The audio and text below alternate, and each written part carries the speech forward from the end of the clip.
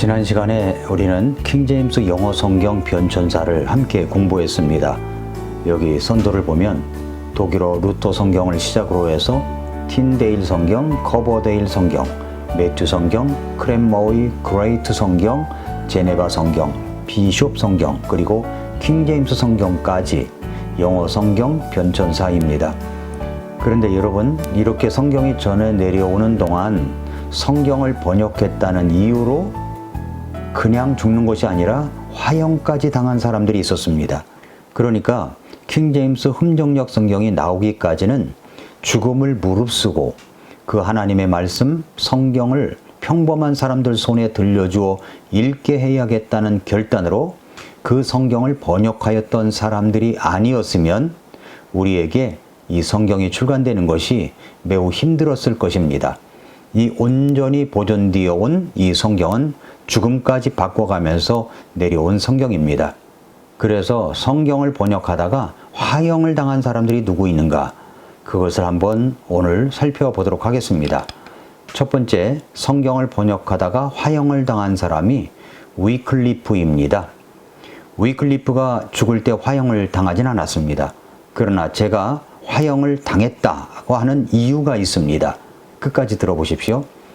그 위클리프는 히브리어나 그리스어를 전혀 알지 못한 사람이었습니다.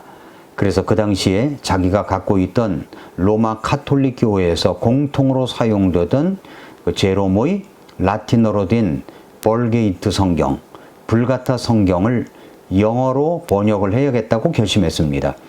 그 성경을 보통 사람들의 손에 쥐어줘야 되겠다고 생각했기 때문에 이제 번역을 해야 되겠다고 생각한 거죠. 벌게이트 성경, 불가타 성경이란 말은 4세기 말에 히브리어로 된 성경을 라틴어로 번역된 성경인데 천주교의 히에로니무스가 번역한 성경입니다. 불가타라는 말은 벌게이트, 보통의 대중적인 또 일반적인 이라는 뜻을 가진 라틴어에서 유래가 되었는데, 그런데 그 성경은 전혀 대중적이지도 못했고 일반적이지도 못했습니다. 왜냐하면 라틴어를 아는 사람만 읽을 수가 있기 때문입니다. 위클리프가 번역하려고 한 성경, 벌게이트 성경은 비록 소수 사본을 대본으로 번역한 라틴어 성경이었지만 위클리프 자신이 히브리어 그리스어를 못하니까 이 성경이라도 영어로 번역을 해서 보통 사람들의 손에 누구든지 성경을 읽을 수 있어야 한다는 생각을 하게 된 것입니다. 뿐만 아니라 그 성경에 말씀하고 있는 가르침과 천주교에서 행하고 있는 것이 너무나 달랐기 때문에 그 다르다는 것을 모든 사람들에게 알게 해주고 싶었던 것이죠. 그렇게 하여 위클리프가 벌게이트 성경을 손으로 일일이 필사해서 영어로 된 최초의 성경을 번역을 하게 된 것입니다. 보통 한 권의 성경을 필사하는 데는 10달이 걸리는데 그는 1384년부터 죽을 때까지 계속해서 성경을 번역을 하여 지금은 필사로 성경을 번역한 이 성경의 사본이 200권이나 남아있을 정도로 그들의 성경 복음 노력은 대단했습니다. 그 당시 필사한 성경책 값은 사서의 연봉과 같았다고 합니다. 위클리프의 그런 업적으로 역사가들은 그를 뭐라고 그랬냐면은 종교개혁의 아침별이라고까지 불렀습니다. 이렇게 라틴어 성경이 영어로 번역을 하자 영국 국회는 법령을 제정하여 위클리프 성경을 보급하지 못하게 막습니다. 그뿐만 아니라 위클리프를 가리켜 영국의 아룬델 대주교는 사악한 위클리프다 라고 이야기하면서 그를 사형을 시켜야 한다고 요청을 했고, 그 뒤 1408년에 아룬델 대주교 지휘하에 옥스퍼드 회의가 열려서 어떤 형식으로든지 성경을 영어로 번역을 해서는 안 되며 어느 누구도 그 책을 읽어서는 안 된다고 법령을 만들어 놓고 이 결정을 따르지 않으면 이단이라고까지 하였습니다. 그 뒤에 약 100년 동안 많은 그리스도인들이 위클리프 성경을 가지고 읽었습니다. 그러나 위클리프 성경을 가지고 있다는 것만으로도 그것이 죄가 돼가지고 성경을 목에 단 채 화형을 당하는 일들이 일어났습니다. 그럼에도 불구하고 당시의 많은 평민들은 그 성경을 사랑하였고 그리고 읽었습니다.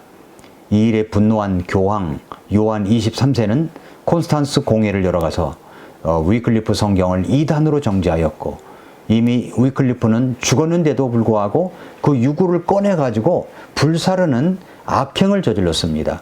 죽었는데도 불구하고 나중에 화형을 당한 사람입니다. 산채로 화형을 당한 최초의 사람은 틴데일이지만 위클리프는 죽었는데도 사형을 당한 사람이었습니다. 성경을 번역했다는 이유로 말합니다. 두 번째로, 성경을 번역하다가 화형을 당한 사람은 윌리엄 틴데일입니다. 그러다가 이제 구텐베르크가 세상에 없는 인쇄술을 발명했습니다. 그 인쇄술을 가지고 제일 먼저 인쇄한 것이 바로 성경이었습니다. 이제 그 인쇄술이 성경을 보급하는데 엄청난 영향을 미치게 됩니다. 변혁의 시기가 찾아온 거죠. 이 같은 변혁의 시기에 로마 가톨릭주의와 또 그들의 변개된 사본을 단호히 물리치고 개혁자들과 함께 순교하면서까지 영국의 평민들에게 영어로 된 성경을 전해주고자 한 사람이 바로 윌리엄 틴데일입니다. 이러한 순교자들이 죽음을 무릅쓰고 헌신하고 희생한 것이 없었더라면 어떻게 이 성경이 우리들의 손에까지 올 수 있었겠습니까? 이 고마운 사람 틴데일에 대해서 우리가 전부는 알 수 없지만 그래도 이분이 어떤 분인가는 알아야 할 것입니다. 그래서 살펴봤습니다. 먼저 첫 번째는 틴데일의 출생과 성장입니다.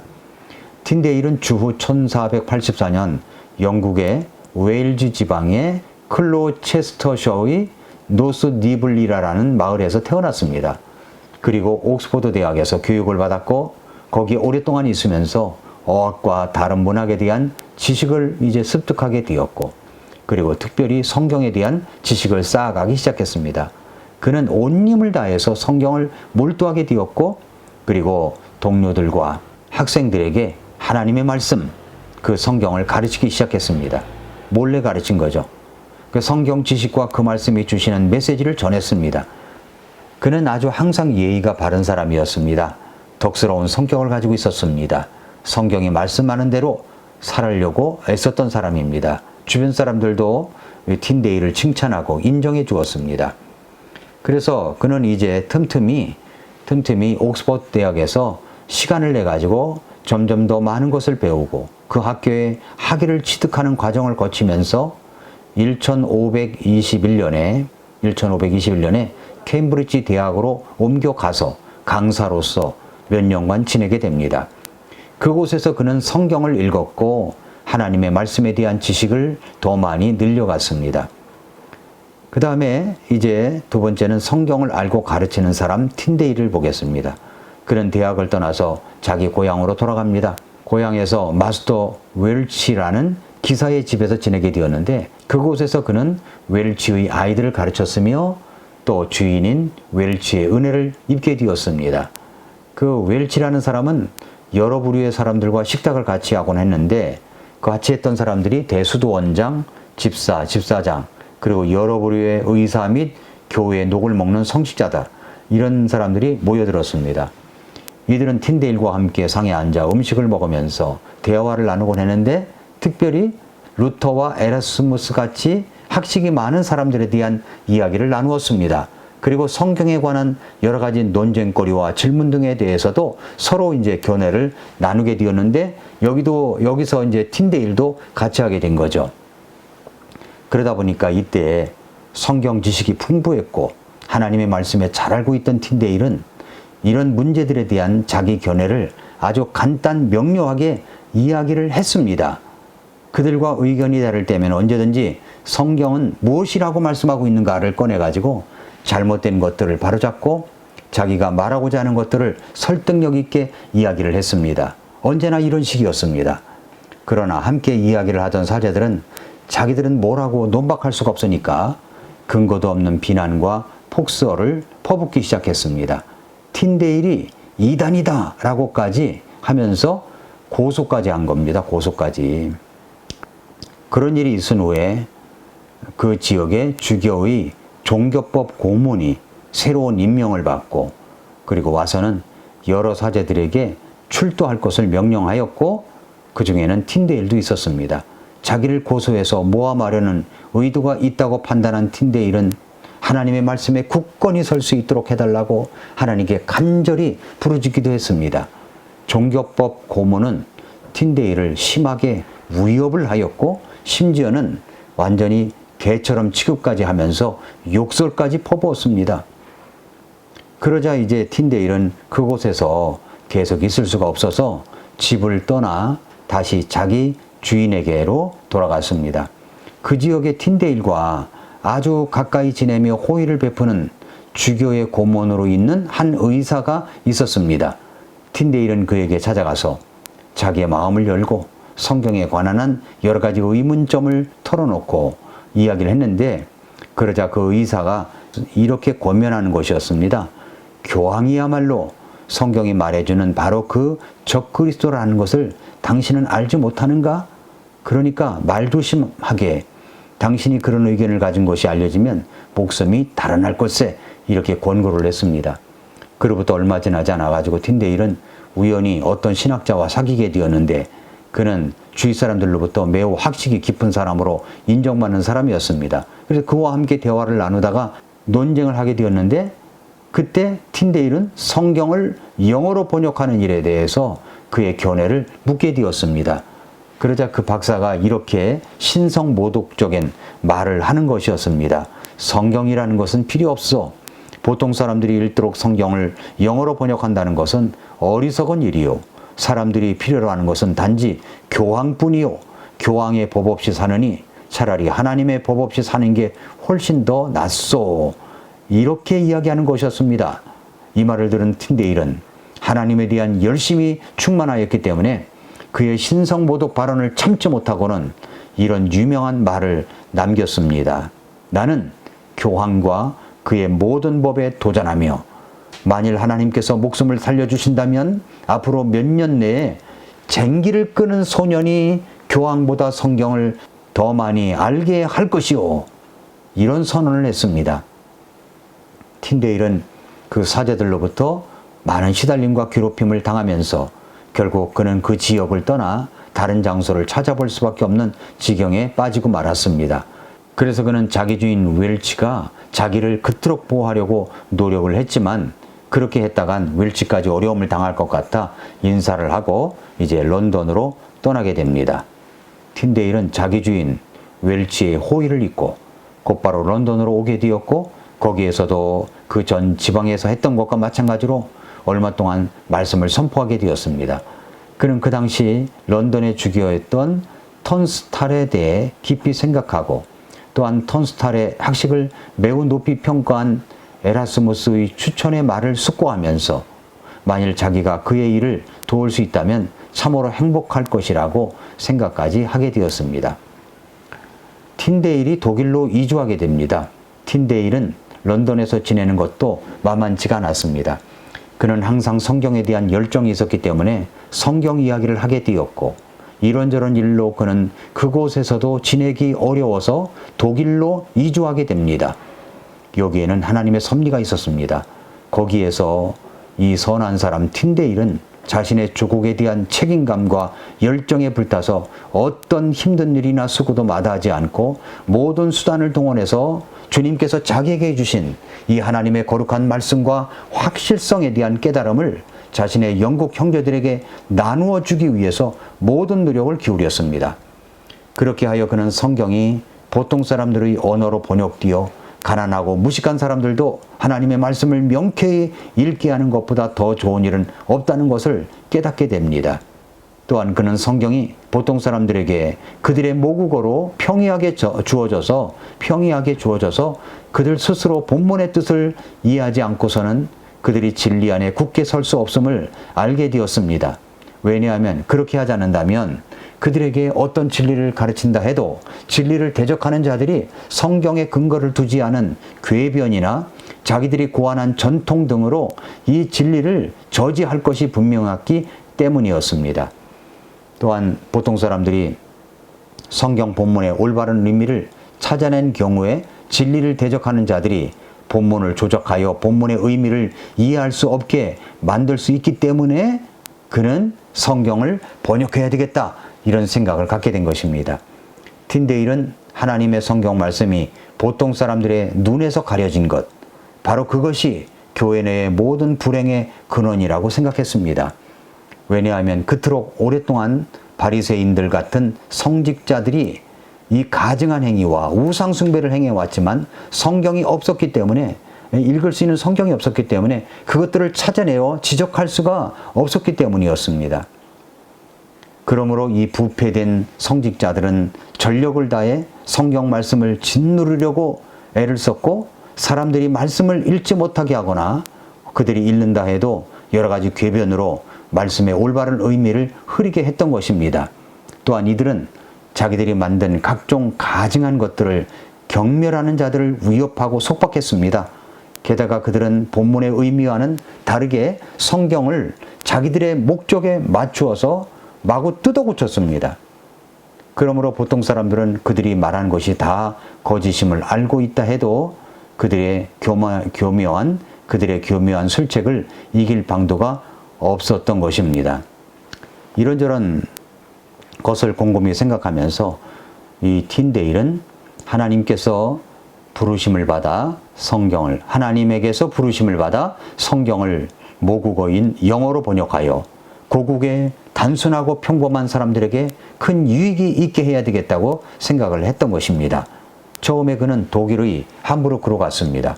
그러나 영국의 주교들과 사제들이 정탐꾼들을 고용해가지고 그의 일을 방해하였고, 친구를 사귀지도 못하게 하였고, 그가 성경을 인쇄한 일도 하지 못하게 했습니다. 심지어는 신변에 큰 위협까지 느낄 정도였습니다. 그러다가 이제 영어로 된 최초의 성경을 인쇄하게 됩니다. 틴데일은 쾰론에 인쇄소가 있었기 때문에 그는 그곳으로 가서 자기의 성경을 인쇄해줄 인쇄공을 찾아냈습니다. 그는 영국의 주교들과 사제들이 이 작업이 끝난 것을 알면 자기를 체포해 갈 것을 알고 모든 것을 비밀로 하면서 진행을 했던 것입니다. 그러던 어느 날 목숨을 건지려면 빨리 도망가라, 이런 제보가 그에게 들어왔습니다. 술에 취한 인쇄공으로부터 그의 신약성경이 거의 인쇄될 단계라는 것을 전에 듣게 된 로마 카톨릭 사제가 그를 체포하려 했기 때문이었습니다. 그는 간신히 원고들을 챙겨가지고 루터가 살고 있던 브롬스로 도망갔고, 거기에서 처음으로 주후 1524년경에 자신의 영어 성경을 출간하게 된 겁니다. 그때 그는 두 종류의 성경을 만들었는데 하나는 크기가 컸고 또 하나는 작았습니다. 이렇게 한 이유는 영국의 성직자들이 큰 성경을 찾아낸다 하더라도 작은 것들은 찾을 수가 없을 것으로 생각했기 때문입니다. 그렇게 하여 이제 성경을 번역을 했고, 이 성경이 영국으로 밀반입하게 됩니다. 이제 남은 일은 이 성경을 영국으로 보내는 것이었습니다. 그는 큰 통이나 짐짝에 옷가지나 밀가루 등과 함께 성경을 숨겨서 마치 다른 상품처럼 꾸며가지고 영국으로 보냅니다. 이렇게 해서 수많은 성경들이 영국에 들어와 판매가 되었는데, 이것을 알게 된 성직자들이 항구를 조사해가지고 성경을 찾아냈고 찾는 족족 불태워버렸습니다. 한편 런던의 주교인 턴스탈과 모어경은 너무나 화가 나서 틴데일의 영어 성경을 거짓되고 실수가 많은 번역이다, 이렇게 폄하하였고 그의 역본을 없앨 방법을 모색하게 됩니다. 그런데 여기 재미난 일이 생겼습니다. 그 당시에 포목상이던 패킹턴이라고 하는 사람이 턴스탈 주교와 함께 앤트워프에 살고 있었습니다. 이 사람은 틴데일을 사랑하여 그 주교에게 반대로 말을 했습니다. 자신의 목적을 이루려고 노력했던 주교는 이제 어떻게 하면 틴데일의 신약성경을 다 사들여 불태울 수 있을지 이제 물어본 거죠. 그러자 이때 이 패킹턴은 이렇게 말했습니다. 주교님, 저는 여기 있는 어떤 상인보다도 그 일을 잘 처리할 수가 있습니다. 왜냐하면 제가 네덜란드 사람들과 틴데일에게서 성경을 사들여서 여기에서 판매한 외국 사람들을 잘 알고 있거든요. 그렇기 때문에 주교님께서 원하신다면 저는 그것들을 사들이기 위해서 많은 돈을 쓸 것이고, 그리하지 않는다면 그것들을 차지할 수가 없기 때문입니다. 그러므로 저는 주교님께서 지금까지 인쇄된 것 중에서 판매되지 않은 것을 다 차지할 수 있게 할 것을 약속하니까 저에게 맡겨주십시오. 이 말을 들은 주교는 야, 이제야말로 이 일을 끝장낼 수 있다고 생각하고는 그에게 많은 돈을 주면서 그 성경을 모조리 사들이라고 했습니다. 그래서 자기가 광장에서 모두 불사르겠다는 겁니다. 이 일을 수행하는 패킹턴은 비밀리에 틴데일에게 이런 사실을 알려주었고 런던에 있는 모든 성경을 구입할 수 있게 했습니다. 잘 들어보십시오. 이것이 어떻게 반전되는가는 잘 들어보시기 바랍니다. 패킹턴은 런던에 있는 모든 성경을 수집해가지고 사들였고 그것을 주교에게 갖다 주었습니다. 많은 돈이 들었겠죠? 결국 그 성경을 판매한 수입이 누구에게 돌아갔냐면 틴데일에게 간 것입니다. 그 많은 돈을 받은 틴데일은 어떻게 했을까요? 틴데일은 신약 성경을 다시 한번 수정해가지고 인쇄해서 3배나 되는 양의 성경을 런던에 보내게 되었습니다. 아니, 런던에 있는 성경을 모조리 다 사들여 불태웠는데 더 많은 성경이 런던에 넘쳐나게 되자 주교는 패킹턴에게 아주 화가 났죠. 그러자 그는 이렇게 말합니다. 주교님, 저는 분명히 그 당시 구할 수 있는 모든 성경은 다 사들였습니다. 그러나 그들은 그 이후에 더 많은 성경을 인쇄한 것 같습니다. 그들이 활자와 인쇄기를 가지고 있는 한 이 일은 어쩔 수가 없습니다. 그러니까 그 인쇄기를 사들여야 됩니다. 이렇게 이야기를 했어요. 그러자 주교는 어이가 없었고 어쩔 수 없음을 알고서 그 문제는 그대로 끝나게 되었습니다. 그로부터 얼마 뒤에 틴데일을 도와주던 콘스탄틴은 그 당시 영국의 종교법 고문이었던 덤무어 경에 의해 특정 이단 교리에 대한 혐의로 체포가 되었습니다. 무어 경은 이렇게 이제 물었습니다. 콘스탄틴, 내가 묻는 한 가지 질문에 솔직히 답변하기 바란다. 그러면 너를 고소한 다른 모든 혐의에 대해서 호의를 베풀 것을 약속한다. 바다 너머에 틴데일과 조이와 다른 일당이 있는데 누군가가 도와주지 않는다면 그들이 살아갈 수 없다는 것을 잘 알고 있다. 그들에게 자금을 지원하는 사람들이 있어서 너는 그들에게 자금을 지원한 사람들이 있거든. 그러니까 너는 그 사람들 중 하나이니까 돈의 출처를 알고 있을 거다. 그러니까 그들을 돕는 자가 누구인지 내게 말하라. 이렇게 이제 이야기를 한 겁니다. 그러자 콘스탄틴이 대답합니다. 내 주여, 당신에게 진실을 말하겠나이다. 우리를 도와주던 사람은 런던의 주교입니다. 그는 신약 성경을 불태우기 위해서 우리에게 엄청난 돈을 주었습니다. 그 돈은 과거에도 그리고 지금 이 시간에도 우리의 유일한 후원금이며 의료금입니다. 이렇게 이야기를 했어요. 그러자 모어경은 자기도 그럴 것이라고 짐작은 했는데 그 주교가 그 일을 하기 전에 내가 주교에게 그런 일이 일어나리라고 말해 주었었다고 그렇게 말하는 것이었습니다. 그렇게 하여 영어 신약 성경을 6판까지 출간한 뒤에 틴데일은 계속해서 구약 성경 번역에 착수했고 1530년에 창세기와 신명기 번역을 마쳤고 그 다음에는 모세오경을 마쳤습니다. 이와 동시에 그는 모든 그리스도인이 계속해서 읽어도 읽을 만한 가치가 있는 매우 경건하고 학문적인 서문을 작성했습니다. 1535년에 그는 그를 따라가며 많은 도움을 준 커버데일의 도움을 받아가지고 신구약 성경 전체를 인쇄했습니다. 이 책들을 영국으로 보냈을 때 그것들이 어둠 속에 갇혀있던 온 영국 민족에게 얼마나 큰 빛을 주었는지는 말로 표현할 수가 없었다는 겁니다. 틴데일 성경은 영국뿐만 아니라 해외에까지 퍼져나가게 되었습니다. 그러나 보통 사람들에게서 성경에 대한 지식을 빼앗으려는 영국 성직자들의 이 악랄한 계획은 너무나도 지독했습니다. 사실 이들의 임무는 사람들을 빛으로 인도하는 것이었지만 그들은 결국 그런 일을 하지 않았습니다. 그들은 자기들 스스로 성경을 번역하지 않았을 뿐만 아니라 다른 사람들이 성경을 번역하는 것도 견딜 수가 없었습니다. 틴데일이 말한 바와 같이 그들의 이 같은 시도는 성경을 어둠 속에 가두어두고 헛된 미신과 거짓교리로 자기들의 야망과 탐욕을 만족시키면서 또한 자기들의 명예를 왕이나 황제보다 더 높이면서 백성들의 양심 위에 올라앉아 사람들을 다스려 보려는 그들의 교만한 생각에서 나왔다는 것이었습니다. 마침내 주교들과 고위 성직자들은 왕의 동의를 얻어냈고 서둘러서 주 1535년경에 틴데일이 번역한 신약성경을 금지시킨다는 선언문을 작성해서 포고했고, 여기에서 만족하지 않고 그들은 더 나아가서 틴데일을 자기들의 그물로 사로잡아 그의 생명까지 빼앗으려고 했던 것입니다. 결국 틴데일은 주변에 교활한 사람들의 속임수로 체포가 됩니다. 주변에서 그를 위해 변호해 주겠다고 하는 사람들 있었지만은 그는 스스로 변호하기를 원했습니다. 그는 또한 자기를 고소한 사람들에게 오히려 복음을 선포했고, 성 안에서 그와 대화를 나눈 사람들은 만일 그가 훌륭한 그리스도인이 아니라면 과연 누가 훌륭한 그리스도인이겠냐는 진술을 했습니다. 마침내 신문이 시작되었고 많은 변론이 있었지만 아무런 변호도 소용이 없었습니다. 그는 죽을 이유가 전혀 없었음에도 불구하고 황제의 칙령으로 아우구스부르크 집회에서 유죄 선고를 받았습니다.